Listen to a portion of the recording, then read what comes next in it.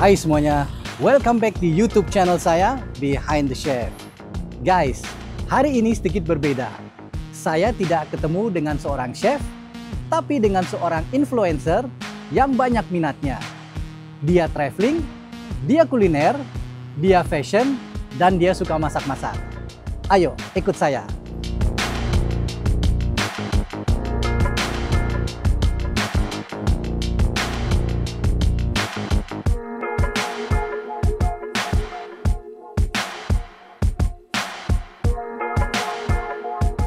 Hai semuanya, akhirnya saya ketemu dengan influencer teman saya ini.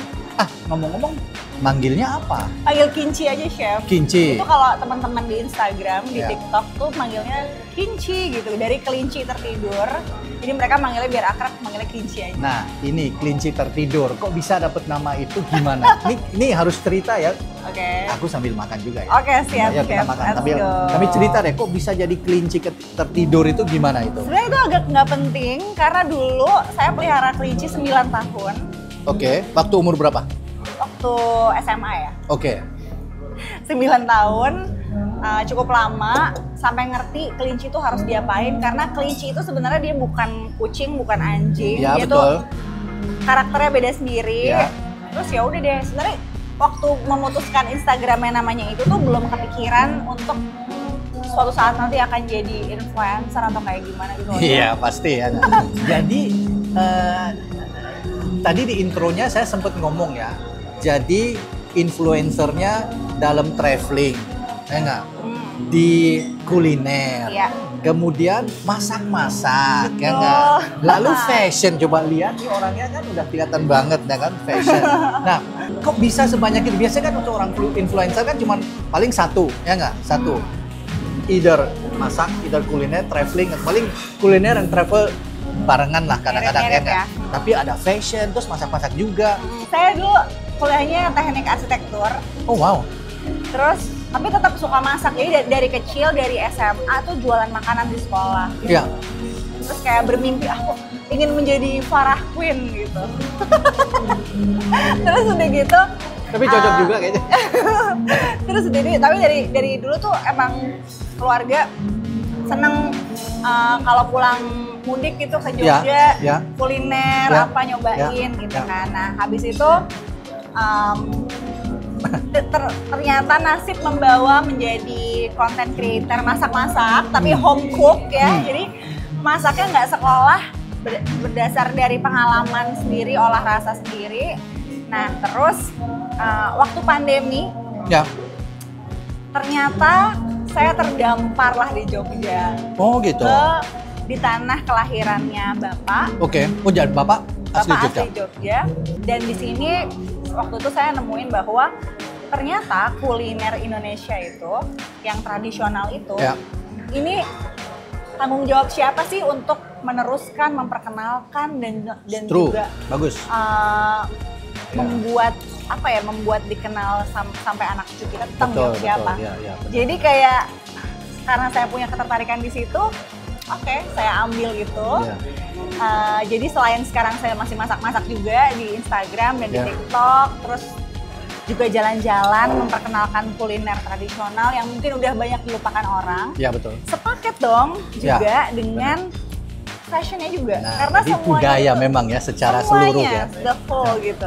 Jadi biar orang tuh yang melihat, yang menonton kontennya, mereka jadi pengen nyobain lagi, pengen kenalan lagi sama budaya kita, kuliner, fashion, dan segala wastra, kebaya gitu. Jadi sebentar lagi kita mungkin lihat dia menari.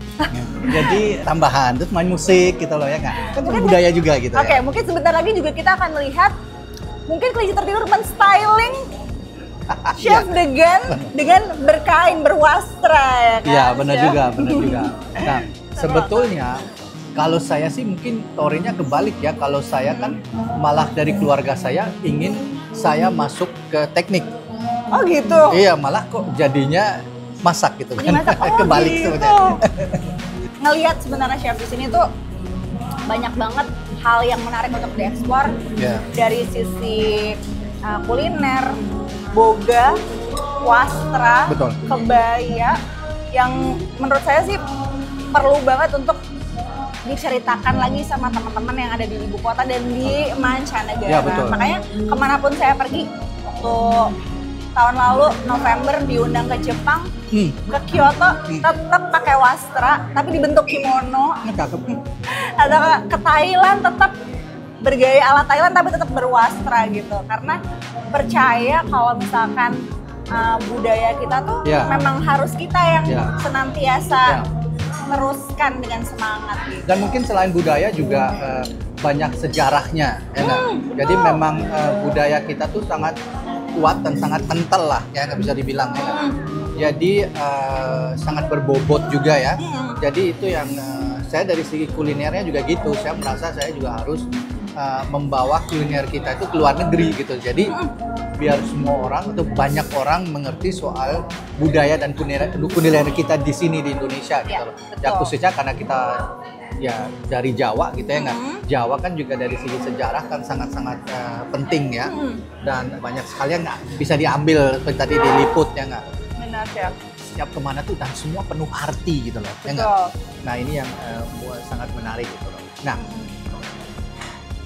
sekarang kan kalau dalam satu hari itu kan saya lihat ada beberapa postingan sebelumnya kolaborasi dan juga konten yang dibuat oleh Kinci ya.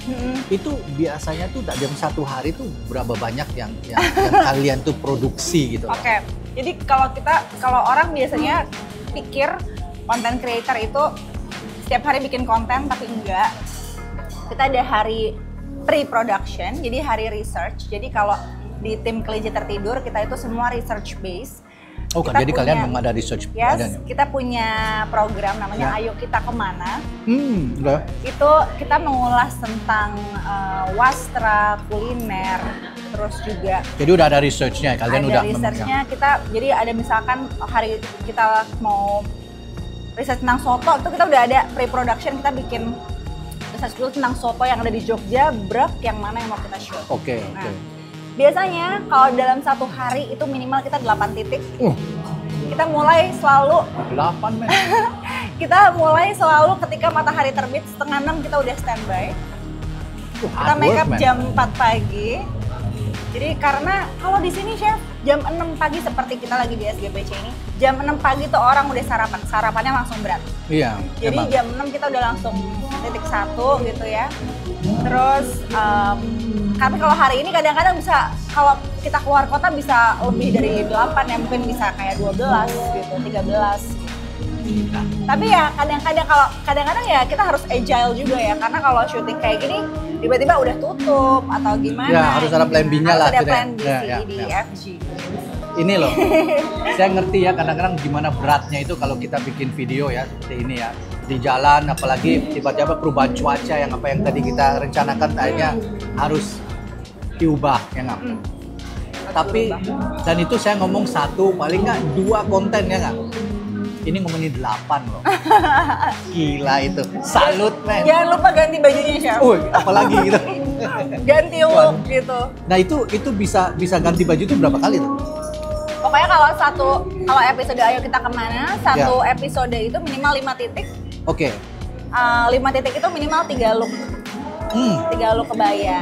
Tapi justru di sini yang kami pengen ceritakan, jadi di busana Kelinci Tertidur ini kita sebisa mungkin pengen lebih sustainable. Jadi kita semua thrift. Kebaya ini lawasan, kain ini lawasan, tidak ada yang baru. Justru kalau semakin antik tuh kita semakin cari. Oke. Gitu, Chef. Menarik ya. Saya belum sampai situ ya. Nah, kalau saya juga lihat kan Kinci juga bikin ini ya, video-video masak gitu ya. Iya. Itu gimana? Itu tapi di satu tempat ya selalu atau? Kalau itu jadi di rumah. Di rumah terus bikin video masak. Jadi kalau awalnya dulu ketika saya jadi content creator tahun 2018 awalnya, memang masuknya itu dari cooking tapi healthy food cooking gitu. Jadi mulanya memang dari masak. Iya, sebelum dari masak. Yang lain gini. Sebelum yang lain tuh mulai dari masak. Oke. Awalnya dari masakan sehat gitu ya, makanan sehat gitu kan. Tapi makin saya menggali apa itu makanan sehat, makin kok saya ditarik kepada pangan lokal. Oke. Gitu. Makan yang dekat sama alam kita, makan yang dekat sama hal yang dimana kita tumbuh gitu ya. Saya menikmati kok makan makanan yang nggak tumbuh di Indonesia juga. Tapi ternyata banyak sekali hal-hal yang punya beneficial untuk tubuh kita yang perlu diulas nih Chef. Semakin saya cari tahu gitu tentang rimpang. Percaya atau enggak ya? Iya. Itu bener loh. Iya ya Chef ya. Rimpang rempah kita yang begitu kaya gitu kan. Dan sebenarnya kebiasaan makan kita yang mungkin kalau orang mikirnya, ih makanan Indonesia tuh nggak sehat ya, banyak santan apa gimana gitu kan. Tergantung cara buatnya. Tergantung cara masaknya. Nah ini Chef beneran nih yang udah konfirmasi. Nah ini kan udah bikin sekian banyak konten ya nggak? Konten dari sisi masak, konten dari sisi kuliner, travel, fashion gitu ya nggak? Di dalam pengalaman itu ada nggak yang Kinci bisa bilang, wah ini ternyata ini buat saya menjadi eye opener ya, ternyata orang tuh kalau lihat misalnya konten atau apa ini jadinya ternyata pikirannya begini ya. Pasti ada pengalaman kayak gitu. Hal unik yang seru ya. Unik yang sebenarnya setiap kali Chef saya syuting itu kan selalu ketemu dengan orang kreator dari masakan tersebut. Iya betul. Dan setiap kali saya selalu dapetin hal baru yang bikin pengetahuan baru gitu ya, bikin semangat baru gitu. Dan somehow tuh bikin jadi lebih jejak karena kadang orang tuh ketika dulu mungkin saya masih di ibu kota gitu ya, kayak pengen terus gitu kan. Tapi ketika ketemu orang yang setiap hari tuh bikin masakan yang sama, mastering skill yang mereka pelan-pelan setiap hari selama berpuluh tahun, itu tuh kayak bikin saya jadi lebih apa ya, punya menghargai ya, lebih respect skillnya gitu, itu, skillnya dan lebih berkaca sama diri sendiri gitu kan, untuk nggak semua hal tuh kita harus buru-buru cepet-cepet. Nah tapi kalau tidak instan semua kan? Nggak semua instan. Tapi kalau pengalaman yang menarik dari kebetulan Ayo Kita Kemana udah 31 episode. Yang paling menarik mungkin kalau saya boleh cerita, waktu itu kita bikin edisi Hari Tempe Nasional. Kita meliput beberapa produsen tempe tradisional di Yogyakarta dan Klaten. Itu adalah episode yang paling susah Chef research-nya. Kenapa? Karena ternyata percaya atau enggak banyak sekali tempe kita yang sudah punah. Tempe itu kan mungkin kita taunya dari bahannya kedelai gitu ya.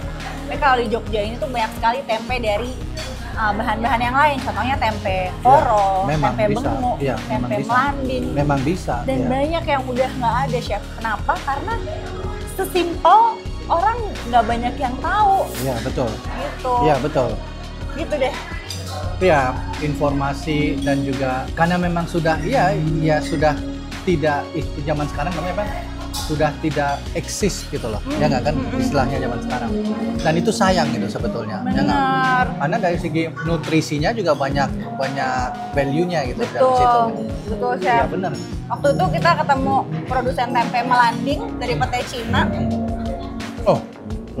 Iya, kita naik gunung ke Gunung Kidul. Dia nggak bisa bahasa Indonesia, bisa bahasa Jawa. Bayangin, dia hanya masak dalam satu minggu itu satu kali ya, karena hari pasarannya gitu. Satu tempe dijual 500 perak, bikinnya 2 hari. Jadi benar-benar ada artinya itu sebetulnya kan, zaman sekarang nggak masuk akal kan kayak gitu. Iya, nggak masuk akal. Nah, itu tugas siapa untuk ceritain itu sama anak cucu kita ya, tugas kita semua gitu. Kan punya keterampilan kayak gitu kan butuh waktu yang lama gitu. Benar. Ya, nggak langsung bisa kita mendapatkan skill seperti itu. Gitu ya. Dan memang sayangnya di Indonesia kadang-kadang masih gitu, skill itu, keterampilan itu nggak ada harganya gitu loh. Iya. Jadi ya saya khususnya sebagai chef ya, kita kan sebagai chef bisa lihat ya, makanan itu yang enak dan genah itu kelihatan, ya nggak? Iya. Dari warna, dari bentuk, apalagi kalau kita nyium, ya nggak? Belum kita rasain ya, kita nyium, kita udah tahu, oh ini genah nih makanannya, ya nggak? Dan kita pun juga tahu gimana susahnya bikin makanan, istilahnya gini. Oh kita bikin simple food aja, tapi simple food itu nggak simple buatnya gitu ya nggak? Butuh Kalau proses. kita mengikuti semua prosesnya gitu, nggak simple gitu.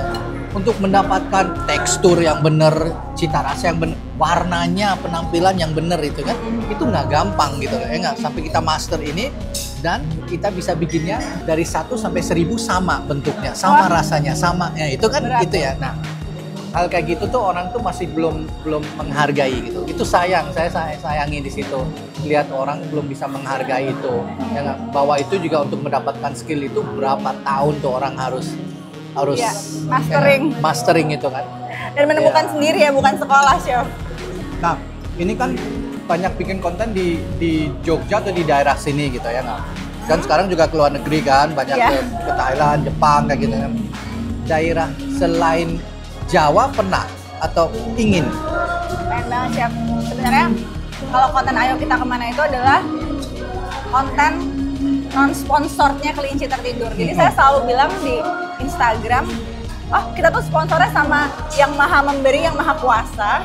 Jadi kayak doain ya, semoga kita bisa ceritain lagi lebih banyak di daerah-daerah yang lain. Pengen banget kalau bisa eksplor di Flores, di Sulawesi gitu ya, karena pasti setiap daerah punya keunikan kuliner yang berbeda. Wastranya juga berbeda-beda gitu ya, yang bisa paras alamnya juga berbeda yang kita bisa ceritakan. Ya. Paling jauh kita waktu itu ke Lasem. Lasem itu kota yang cantik, sangat cantik. Ya. Tapi dia kan kota yang ditinggalkan ya, Chef. Benar, banyak budayanya, banyak tinggalkan betul. Iya, jadi Banyak bangunan-bangunan yang sebenarnya sayang, iya nggak sayang. diurus gitu ya. Dan nggak banyak orang yang ke sana untuk wisata tuh karena sebenarnya bukan karena nggak pengen ya, nggak tahu di sana Betul. ada apa gitu kan. Selain seafood juga ada juga ini pelatoh, urap pelatoh itu sea grapes apa ya itu ya? Ya, nggak tahu bahasa Indonesia, sea grapes ya. Sea grapes itu terus dari segi wastranya juga luar biasa Oh, luar gitu. biasa. Cuman memang belum banyak orang yang kenalan lagi nih gitu. Betul. Kan. Jadi di sana juga ya pembatik-pembatik gitu ya biasa-biasa aja gitu. Padahal mungkin itu kalau misalkan itu mungkin kayak di luar negeri gitu ya, wah itu udah bernilainya tuh wah tiada tara gitu. Jadi sebetulnya untuk bikin konten masih banyak tempat yang bisa dikunjungi Indonesia ya. masih banyak banget yang bisa dikunjungi. Nah, terus waktu saya lihat kan ada konten yang waktu ke Thailand gitu ya. Researchnya buat Thailand gimana kalian tuh waktu itu bikin atau? Researchnya, kebetulan kita udah ada tim research sendiri. Oke. Jadi kalau di Ayo Kita Kemana itu, Chef, kita punya aturan konten apa yang kuliner apa yang bisa masuk sebisa mungkin tuh kuliner tradisional dengan pangan lokal gitu kan. Terus sebisa mungkin kita juga capture bukan tempat kekinian tapi kayak tempat yang udah tempat yang udah berpuluh tahun lamanya gitu kan. Waktu ke Thailand itu kita kebetulan berkesempatan explore juga kayak daerah Songwat. Ya. Daerah Songwat itu kan sangat anak muda ya. Padahal itu sebenarnya area yang lama gitu tapi di preserve gitu Betul. kan. Itu belajar banyak dari situ sih, Chef. Iya betul. Belajar banyak dan sangat terinspirasi gimana juga orang Thailand tuh benar-benar bangga sekali dengan kulinernya. Sangat. Saya kan pernah kerja di Thailand ya. Saya pernah hidup di Thailand 7 tahun. Wow, di mana tuh, Di Chef? Bangkok. Oh, di Bangkok. ya. Oke. Jadi waktu saya di Thailand itu kebanyakan anak-anak Thailand itu dia lebih bangga dengan kulinernya sendiri. Ya kan? Jadi kalau saya dulu ngajak anak buah saya, ayo kemarin kita bikin event gede-gedean, bagus, sukses, tak ajak kalian makan. Kalian mau makan di mana? Bisa dibilang 99% maunya makanan Thai. Dia nggak mau. Kadang-kadang kalau kita di sini, ayo chef makan Itali, gitu. steak apa gitu ya. Kalau di Thailand nggak, hampir semua mintanya masakan Thai. Gitu. Dan perginya itu di tempat yang benar tradisional yang gitu kan. Nah, gitu. Akhirnya mereka semua puas gitu loh, ya nggak? Dan mereka dapat semua yang dia ekspektasinya dapat lah, ya nggak? Karena dia itu makanannya dia juga gitu, ya nggak? Nah, kalau saya di Indonesia kadang-kadang pas sudah makan di tempat misalnya Itali, Prancis apa gitu, pada suka bilang, terus gimana? Enak nggak? kayaknya harus makan lagi nasi dan kadang-kadang kayak gitu.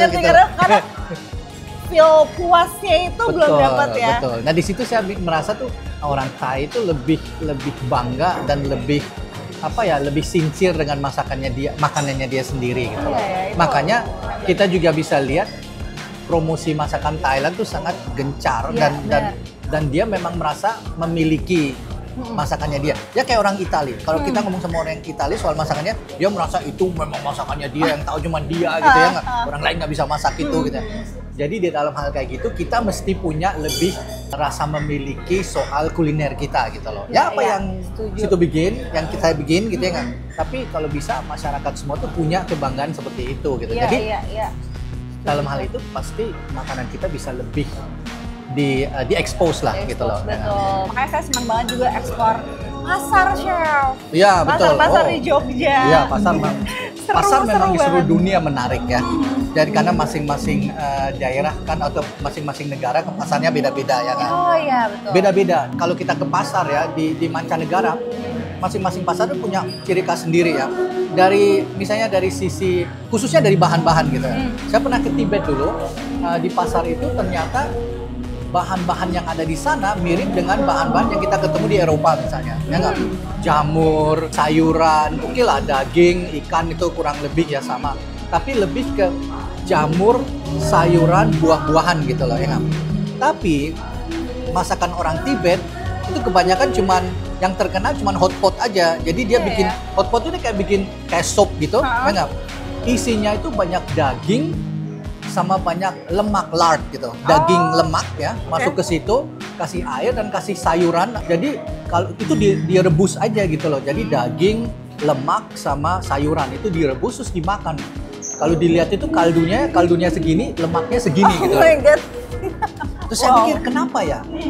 Ya mungkin karena di sana dingin, orang membutuhkan lemak dan energi gitu kan. Dan makanannya ya rasanya begitu-gitu doang. Tapi kalau kita lihat bahan-bahan yang digunakan sama kayak di Eropa. Jadi saya waktu di sana bikin beberapa masakan Eropa karena bahan-bahannya ada.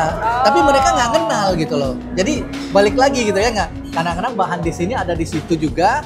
Cuman karena dia nggak ngerti masakan, cuman ngerti masakan ini ya jadinya ini doang gitu loh. Sedangkan sebetulnya kita bisa bikin jauh lebih banyak dengan bahan-bahan itu gitu loh. Jadi itu yang saya lihat ada misalnya banyak kesamaan ya. Kita ke Thailand, kita ke Indonesia kan bahannya hampir sama, tapi kulinernya kan beda. Masakan Indonesia ya beda sama masakan Thailand. Ya, dari segi sejarah, dari segalanya beda banget gitu loh. Tapi bahannya sama, gitu kurang lebih. Ketumbar dapet di sana. Ada. Iya semua ada gitu kan. Jadi sebetulnya itulah yang membuat saya menjadi eye opener dulu itu sih. Jadi ternyata bahan sama, tapi yang menarik adalah budaya yang berbeda, artinya kulinernya pun berbeda. Bisa jadi berbeda. Gitu. Nah kalau kita akhirnya ke sana, hidup di sana, belajar di sana, akhirnya kita belajar banyak hal yang ternyata kita punya kebersamaan gitu loh. Dimana bahan sama, cuman yang membuat menarik adalah kuisinnya beda, ya nggak? Ya kalau kita bisa belajar dua-duanya kan bagus gitu loh, ya nggak? Kayak gitu ya, sesimpel kayak gitu. Dan kita harus ngerti budaya. Kadang-kadang saya pikir kalau kamu mau ngerti kuliner salah satu negara, kamu harus ngerti budayanya gitu loh. Kenapa chef?